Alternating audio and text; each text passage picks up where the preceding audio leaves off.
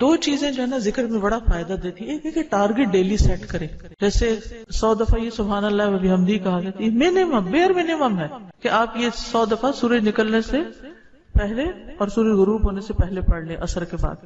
پھر اسی طرح یہ ہے کہ نبی صلی اللہ علیہ وسلم دن میں 70 سے 100 بار استغفار کرتے. ٹارگٹ سیٹ کر لیں کہ میں نے لازمی یہ تو کرنا ہی کرنا ہے, اتنا تو کرنا ہے.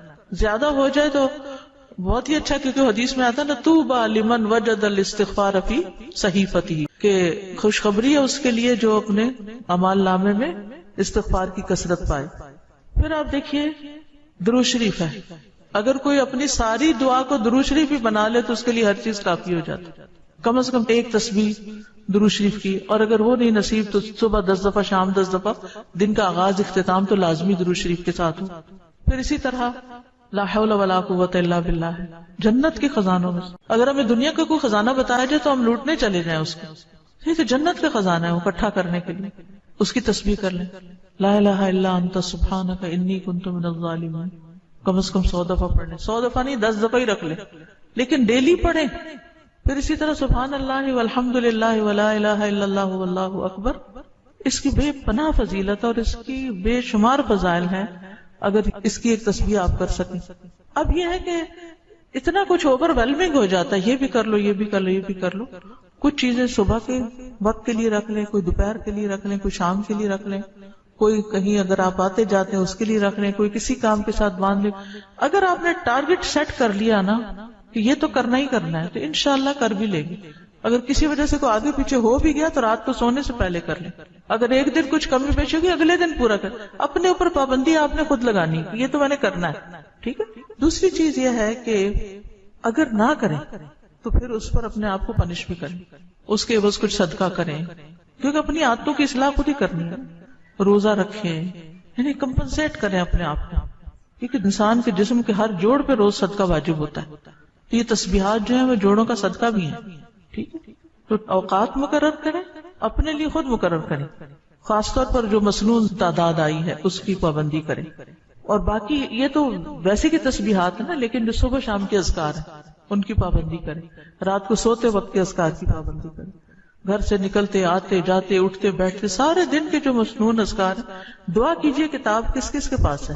الحمدللہ سب کے پاس ہے. اس نے زندگی کے مختلف مواقع پر جو دعائیں کی جاتی ہیں, دعا جو وہ بذات خود ایک ذکر کی قسم. ٹھیک. تو جن کا رشتہ نہ ہو رہا ہو وہ بھی, جن کا ہو چکا ہو اور شادی کے پرابلمز ہو وہ بھی, جن کا ہو چکا اور پھر بچے نہ ہو وہ بھی, ان سب کے لیے ایک ہی وظیفہ ہے, اور وہ کیا ہے؟ استغفار کا. پھر اسی طرح ایک اور جگہ پر ایک اور پیغمبر نے اپنے لوگوں سے کہا وَاسْتَغْفِرُوا رَبَّكُمْ ثُمَّ تُوبُوا إِلَيْهِ إِنَّ رَبِّي رَحِيمٌ وَدُودٌ. اپنے رب سے معافی مانگو اور اس کی طرف پلٹ آؤ, بے شک میرا رب رحیم ہے اور اپنی مخلوق سے بہت محبت رکھتا ہے. یعنی جب کسی بندے پر کوئی تکلیف آتی ہے تو ایسا نہیں کہ اللہ تعالیٰ اس پر خوش ہوتے ہیں اور جان بوجھ کے ستانا چاہتے ہیں بندوں کو. اللہ تو بندوں کے حق میں بہت مہربان ہے. پھر سوال یہ پیدا ہوتا ہے کہ تکلیف آتی کیوں؟ اگر وہ ہم سے محبت کرتا ہے اور وہ بہت مہربان ہے.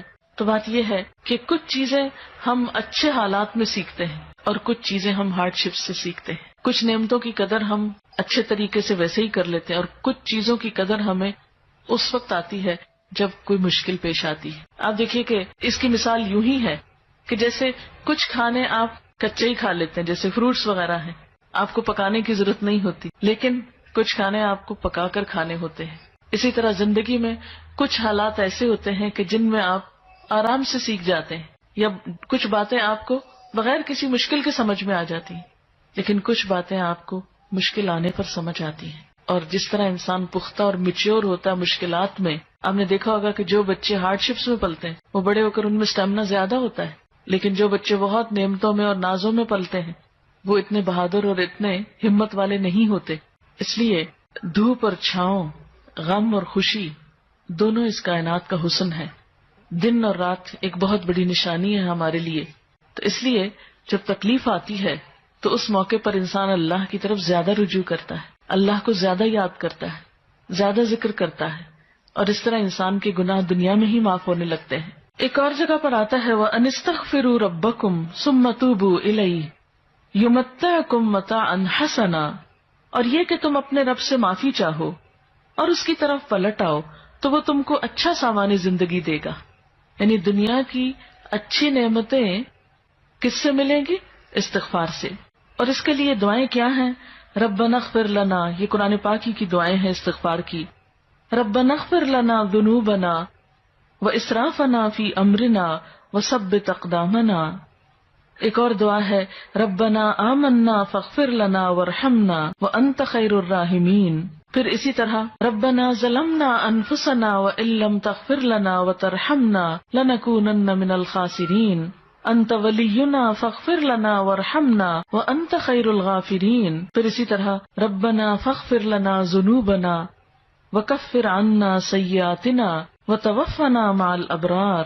پھر اسی طرح رسول اللہ صلی اللہ علیہ وسلم نے بھی کچھ ایسی دعائیں سکھائی ہیں جو استغفار کا ذریعہ ہیں. رب تقبل توبتی واغسل حوبتی واجب دعوتی وثبت حجتی واہد قلبی وسدد لسانی واسلل سخیمۃ صدری.